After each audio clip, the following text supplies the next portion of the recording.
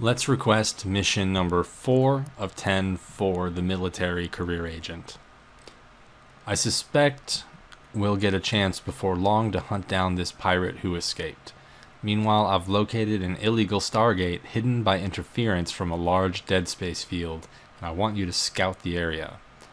Our objective here: warp to the dead space area, find the Stargate, and approach it. The location is somewhere in Jovulin, which is the same system we're already in, so we don't need to set any destination. Reward 1 meganewton afterburner. Alright. And bonus reward some extra ISK. Okay, let's accept. We should be ready to go. We should still have a combat equipped ship. So let's just undock and go to the location and blast away the pirates that we need to. Well, I guess they just want us to scout. So I don't think they confirmed whether there's going to be any pirates or not. Maybe they're not sure. Let's click warp to location. Warp drive active. Now we have an afterburner, but it's the civilian afterburner, which is going to be a much weaker trainee version of the afterburner. So we're going to get a true Tech 1 proper afterburner as a reward, which is going to give us much more thrust than this civilian afterburner. Okay, so look at this complex. My sensors have found nothing in the area other than this lone Stargate, partly hidden inside a cluster of rock formations. I would advise you to proceed with care. Smugglers rarely leave these undefended. Okay. Your agent instructed you to approach the Stargate. Be ready to retreat should the need arise. So this must be the Stargate here. Yeah, Smuggler Stargate. Okay, let's approach it. Let's use our afterburner to approach.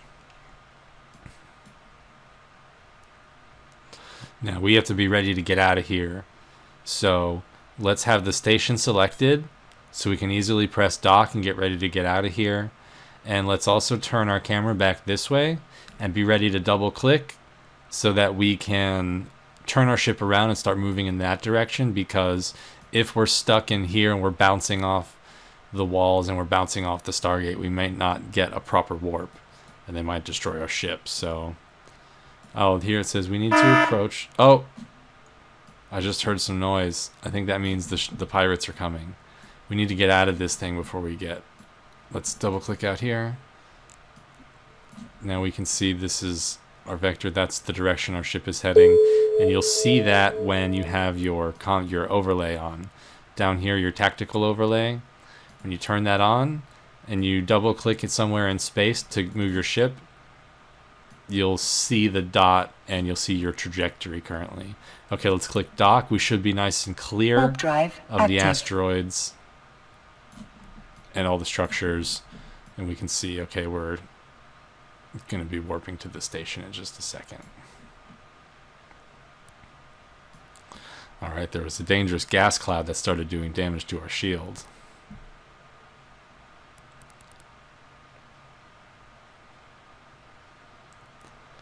Alright, we're already back at the station. We should be able to dock, start a conversation with our agent, turn in the mission, and go on to the next one. Now, we'd landed a little bit far off the gate. That's why it took a second for us to approach the gate. I'm sorry, not the gate, the station. Now we're getting towed in. Now we can start a conversation with our agent. And we are done, so let's click complete mission. And let's go look in our inventory and see our 1 meganewton afterburner. Now let's open our ship fitting on the left. Ship fitting. And let's move this over here. Let's take off our civilian afterburner, but let's hold our mouse over it for a second. We can see max velocity without 393, max velocity with 630. So let's take it off, and let's take our 1 meganewton afterburner, drop it on, and then let's mouse over. We can see this one goes 847. So this one's going to let us go much faster. And if you notice down here, your power grid and your CPU, if I click it to turn it off, you'll see these numbers shrink. And when we turn it back on, we can see that this is showing us how much power grid and CPU your ship has and how much you're using right now. So if you went to your info tab for the item, you could either right click and show info or click this icon here. And we go to the fitting tab. We can see here it's a medium power slot unit. So it's going to go in the mid slots here. The 2 dashes represents the mediums. And CPU usage is 15 teraflops. And here our ship has 216 teraflops total. We're using 162 as it is. Power grid usage is 10 megawatts.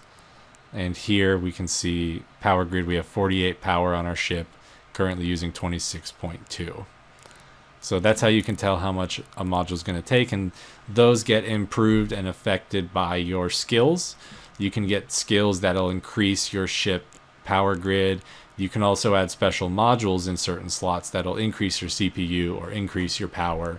So you give up a slot in order to give yourself more power to equip something more powerful sometimes. Okay, so we've got our afterburner equipped and we finished the mission. We're good to go. Let's close all these windows. And in the next video, I will request mission number 5 and we'll do that one.